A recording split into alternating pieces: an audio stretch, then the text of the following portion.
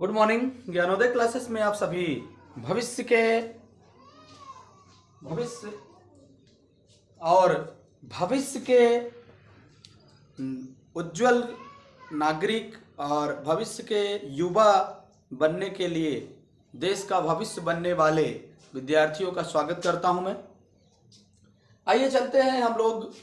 अभी हम पिछले सेशन में हम कक्षा 10 के चैप्टर 10 को कंप्लीट किया है। अब आइए चलते हैं। हमारा मेन टारगेट कक्षा 10 हाई स्कूल परीक्षा मैथमेटिक्स का है, तो हम चलते हैं chapter 11 areas related to circle, यानी वृत्तों से संबंधित क्षेत्रफल। वृत्तों से संबंधित क्षेत्रफल चैप्टर 11 हम लोग देखेंगे और अपने बेहतर परफॉर्मेंस की ओर चलेंगे। आइए चलते हैं, हम कुछ इसका परिचय और व्यवस्थित सामान्य सूत्रों की ओर चलते हैं। तो हम पहले स्टार्ट करेंगे और देखेंगे। तो पहले तो हम लोग आकृतियां देखते हैं और फिर क्या करेंगे, स्टार्ट करेंगे। तो परिचय और सूत्र पहले देख लेते हैं। क्या हो जाएगा, परिचय व सूत्र। परिचय व सूत्र हम स्टार्ट करेंगे। हम लोग परिचय में क्या करते हैं कि वृत्तों से संबंधित है, तो पहले तो वृत्त को देख लेते हैं। तो चलिए आइए देख लेते हैं वृत्त।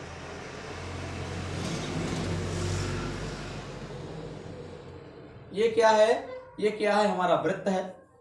ये क्या है, वृत्त है। अब हम वृत्त को बेहतर ढंग से पढ़ेंगे, समझेंगे। हम मानते हैं यदि हम राउंडर से बनाएंगे तो बेहतर आएगा, लेकिन हम अपने काम व्यवस्थित चलाने के लिए हम छोटा सा वृत्त को भी थोड़ा यदि अनसेपेबल रहेगा तब भी हम उसको वृत्त कह लेते हैं। तो चलिए आइए देखते हैं। हम वृत्त है तो वृत्त के बारे में पूरा परिचय हो चुका है। हम लोग चैप्टर 10 में कंप्लीट कर चुके हैं। ये केंद्र है O, और हमको क्या जरूरत पड़ेगी, क्षेत्रफल हम पढ़ रहे हैं। तो ज्यादातर हम क्या करेंगे, वृत्त है तो वृत्त से संबंधित क्या होगा, वृत्त का क्षेत्रफल। तो यह वृत्त का क्षेत्रफल क्या हो जाएगा, क्षेत्रफल हो जाएगा पाई आर स्क्वायर। दूसरा है वृत्त की परिधि। वृत्त की परिधि क्या होगी, परिधि ये पूरा होता है। अब एरिया पूरी, तो वृत्त की परिधि क्या हो जाएगी, वृत्त की परिधि हो जाएगी 2 पाई आर। और तीसरा वृत्त का परिमाप। वृत्त का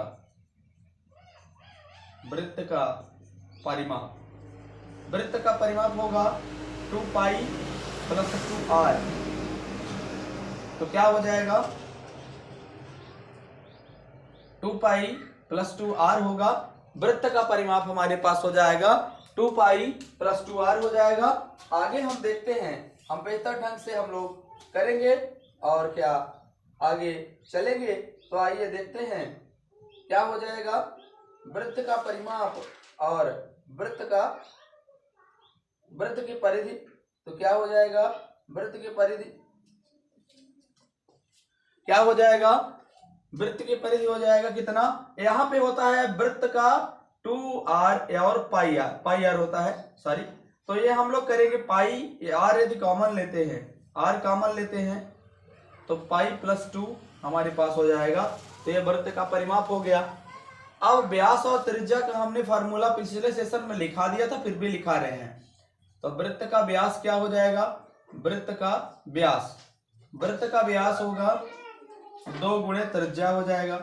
यदि हमें व्यास की जरूरत पड़ी और त्रिज्या दिया हुआ है तो व्यास ऐसे निकाल लेंगे। और वृत्त की त्रिज्या यदि निकालना पड़े तो वृत्त की त्रिज्या निकालेंगे। व्यास को d से डिनोट करते हैं, त्रिज्या को r से डिनोट करते हैं। यदि वृत्त की त्रिज्या निकालना चाहे तो व्यास में 2 का भाग लगाएंगे। इस तरह से हमारा हो गया वृत्त का सेशन। अब आइए चलते हैं गोला। तो गोला, जैसे हम मान लीजिए कि हमारे पास गोला होता है tennis ball, cricket tennis ball, ये कंप्लीट गोला नहीं। अब लोहे का जो हम लोग खोखला होता है, उससे गोला कंप्लीट होना चाहिए, पूरा भरा हुआ। ये छर्रे लोहे के होते हैं, बंटियां होती हैं, क्या कहते हैं इसको, कंचे। कंचे ही भी गोले का गोला ही है। तो गोले में हम लोग क्या करें, एक छोटा सा हम वृत्त बना के इसको गोला बनाते हैं। ये है वृत्त, ये जो वृत्त है तो हम इसको गोला बना देते हैं। तो गोला क्या कहलाएगा, ये पूरा भरा हुआ जो रहे, ये भरा रहे, ये पूरा कंप्लीट भरा रहे, इसी को कहेंगे क्या, गोला कहेंगे। इसी को कहेंगे गोला। जब पूरा भरा रहेगा तो इसको कहेंगे गोला।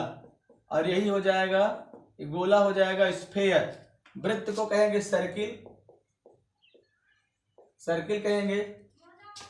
और ये हो जाएगा गोला, गोला को क्या कहेंगे, गोला हो जाएगा स्फेयर, स्फेयर हो जाएगा। अब गोले में हम क्या करें, गोले में हम व्यवस्थित करते हैं। चलिए, तो गोला हमारा क्या हो जाएगा, गोले का वक्र पृष्ठ। तो पहला हो जाएगा गोले का वक्र पृष्ठ। गोले का वक्र पृष्ठ हो जाएगा, वक्र पृष्ठीय क्षेत्रफल लिख दें तो ज्यादा ठीक रहेगा। गोले का वक्र पृष्ठीय क्षेत्रफल हो जाएगा कितना, 4 पाई r स्क्वायर। और गोले का संपूर्ण पृष्ठ क्या हो जाएगा,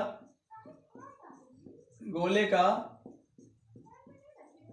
संपूर्ण पृष्ठीय क्षेत्रफल हो जाएगा, गोले का संपूर्ण पृष्ठीय क्षेत्रफल, वक्र पृष्ठ हो गया, संपूर्ण हो गया, इसका भी हो जाएगा 4 पाई r स्क्वायर। अब हम देखते हैं, गोला तो हो गया, अब गोले के आयतन को भी लगातार देख लेते हैं। तो तीसरा क्या हो जाएगा, आयतन। आयतन क्या होगा, गोले का आयतन हो जाएगा 4/3 पाई r क्यूब हो जाएगा। अब हम इसी में चलते हैं अर्धगोला। अब अर्धगोला में देख लेते हैं, अर्धगोला का मतलब क्या है, अर्धगोला का मतलब क्या है, यदि गोले को बीच से काट दें, यदि गोले को बीच से काट दें तो ये हो जाएगा अर्धगोला। समथिंग जैसे हम लोग घर में कटोरा यूज करते हैं, कटोरी यूज करते हैं, तो क्या होता है, सेमी स्फेयर कहते हैं इसको, इसको कहेंगे अर्धगोला माने सेमी स्फेयर, SPHERE, अर्धगोला या सेमी स्फेयर कहते हैं। तो अर्धगोले का वक्र पृष्ठीय क्षेत्रफल, अर्धगोला है तो वक्र पृष्ठीय क्षेत्रफल चाहिए एक ठो, तो क्या हो जाएगा, वक्र पृष्ठीय क्षेत्रफल, वक्र पृष्ठीय हो जाएगा क्षेत्रफल 2 पाई r स्क्वायर हो जाएगा। और दूसरा क्या होगा, संपूर्ण पृष्ठीय चाहिए, तो संपूर्ण पृष्ठीय क्षेत्रफल चाहिए। अर्धगोले का संपूर्ण पृष्ठीय क्षेत्रफल हो जाएगा कितना, 3 पाई r स्क्वायर। अब आयतन चाहिए, तो क्या हो जाएगा आयतन। इस सेशन को बेहतर ढंग से यदि आप पढ़ेंगे, आयतन हो जाएगा 2/3 यानी 2/3 पाई r क्यूब। तो आयतन ये हो जाएगा। यदि यह सेशन को आप अच्छे ढंग से पढ़ लेते हैं तो चैप्टर 11, चैप्टर 12 में कोई किसी प्रकार की प्रॉब्लम नहीं होगी, क्योंकि बेहतर ढंग का फार्मूला इसमें लिखा हुआ है, बना हुआ है। आप बेहतर तरीके से पढ़ सकते हैं। सेशन यदि अच्छा लगता हो तो लाइक कर दें, एक लाइक अवश्य कर दिया करें, अपने दोस्तों तक शेयर कर दें जिससे उसको भी ये चीज़ें मिल जाएं, और एक कमेंट करके बता दें कि आपकी तैयारियों का प्रोग्रेस कैसा है, आपकी सब्जेक्ट का प्रोग्रेस कैसा है, आपका कोई टॉपिक तो डिस्टर्ब नहीं है। कोई भी किसी भी सब्जेक्ट का टॉपिक आप यदि हमें बोलते हैं कि ये टॉपिक हम समझा दें, तो हम किसी भी टॉपिक को समझा सकते हैं, लेकिन पर्सनली हम मैथ सब्जेक्ट को ही टारगेट किए हैं। तो चलिए आइए देखते हैं, और हम अपने दोस्तों तक शेयर भी करिए और एक सब्सक्राइब अवश्य कर दीजिए। तो चलिए, यार तो गोला हो गया। अब हम चलेंगे काहे के लिए, अब हम चलते हैं शंकु के लिए। शंकु आप अपने जीवन में देखा होगा। शंकु क्या है, एक आइसक्रीम का, जो कहते हैं कि आइसक्रीम कोन जो है, कोन अंग्रेजी में शंकु ही कहते हैं कोन को। तो शंकु देख लेते हैं, शंकु क्या होता है, कोन होता है। अब हम शंकु को कैसे बनाते हैं, ये है हमारा शंकु, यह है शंकु है। तो हम यहां से यदि इसको डाल दें, यहां से सीधा लंब डाल दें, तो ये हमारे शंख की हाइट हो जाती है। ये हाइट है ऊंचाई, ये तिर्यक ऊंचाई है L और ये है व्यास D। टोटल इतना है व्यास D है। यहाँ व्यास का आधा क्या हो जाएगा, त्रिज्या R हो जाएगी। इतना हमारे पास शंकु का होता है। तो चलिए आइए देखते हैं वक्र पृष्ठीय क्षेत्रफल। वक्र पृष्ठीय क्षेत्रफल, शंकु का वक्र पृष्ठीय क्षेत्रफल होता है पाई आर एल। अब दूसरा देखते हैं संपूर्ण पृष्ठीय क्षेत्रफल क्या हो जाएगा। संपूर्ण पृष्ठीय क्षेत्रफल हो जाता है पाई आर प्लस एल। और आयतन देख लेते हैं क्या हो जाएगा। आयतन हो जाएगा कितना, आयतन होगा 1/3 पाई आर स्क्वायर एच। इतना हो जाएगा। शंकु का आयतन क्या हो जाएगा, 1/3 पाई आर स्क्वायर एच। यदि हम शंकु का आयतन देखें तो क्या हो जाएगा, 1/3 पाई आर स्क्वायर एच। अब आगे हम देखते हैं अन्य का। शंकु का आयतन हो गया, हमारे पास बीच में आ रही है आर त्रिज्या। तो त्रिज्या कैसे निकालेंगे, तो त्रिज्या के लिए हम दूसरा फार्मूला भी देते हैं। त्रिज्या यदि आर निकालना है हमारे पास, त्रिज्या आर, तो हम लिखेंगे root of L square plus H square. L square plus H square हमारी क्या हो जाएगी। एल क्या है, तिर्यक ऊंचाई है, और एच क्या है, ऊंचाई है, आर क्या है, त्रिज्या है। तो यहाँ क्या हो जाएगा, शंकु का वक्र पृष्ठ, संपूर्ण पृष्ठ और आयतन। चलिए आप देख लेते हैं बेलन देखेंगे तो क्या हो जाएगा। बेलन को कहते हैं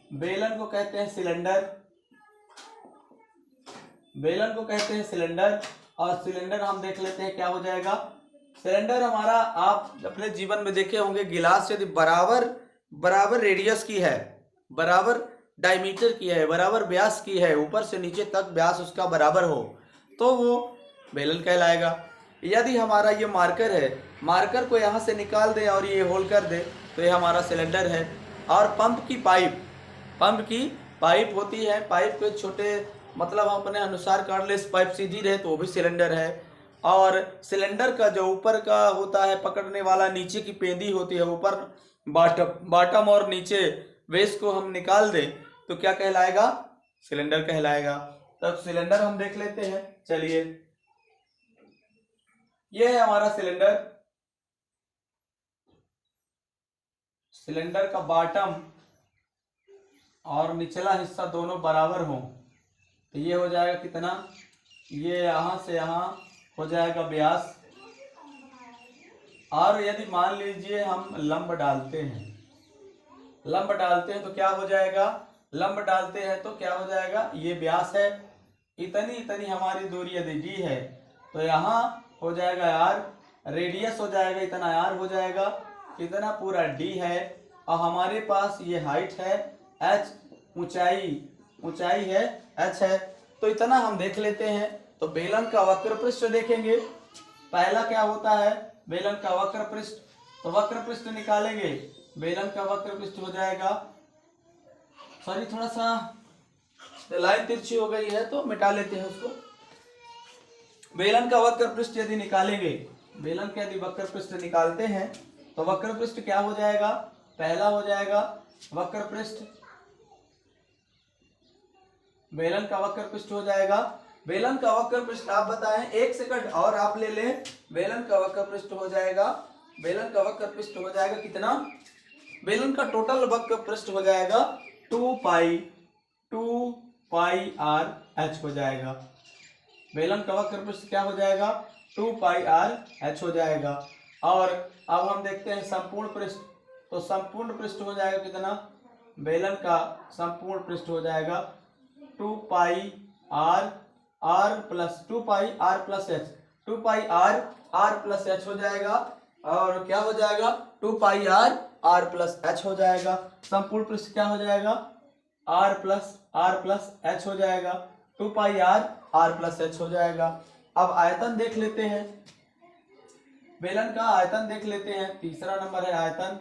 बेलन का आयतन हो गया, आयतन होता है कितना, पाई आर स्क्वायर एच होता है। इस तरह से हम लोगों ने संपूर्ण कंप्लीट जितने प्रश्न हमारे बन सकते हैं चैप्टर नंबर 11 चैप्टर नंबर 12, तो इसका हमने थोड़ा सा एनालिसिस किया है।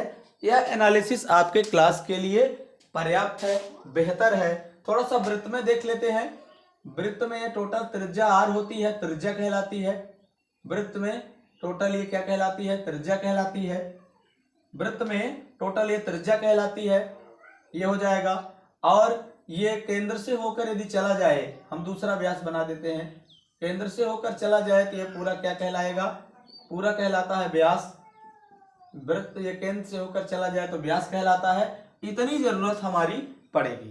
तो चलिए, हम लोगों ने जितनी जानकारी चाहिए था, सामान्य जानकारी यदि चाहिए तो वृत्त, गोला, अर्धगोला, बेलन, ओबेलन और शंकु, इतने का हम लोगों ने अध्ययन किया है। और यदि हमें जरूरत पड़ेगी तो हम बीच बीच में जो चीजें जरूरी है, क्वेश्चन में जिन चीजों का होना आवश्यक है, वो चीजें हम आपको हर हाल में बताएंगे। और हम यहीं पे इस सेशन को समाप्त करते हैं।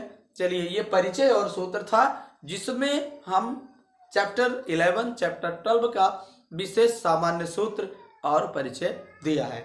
इसमें किसी भी प्रकार की कहीं भी कंफ्यूजन हो तो आप कमेंट में अवश्य लिखेंगे, बताएंगे और हमें अवगत कराएंगे। चलिए, आइए मिलते हैं नेक्स्ट सेशन में नई ऊर्जा के साथ, नई एनर्जी के साथ, नए उत्साह के साथ और नए वीडियो के साथ। तो मिलते हैं नेक्स्ट सेशन में। जय हिंद, जय भारत।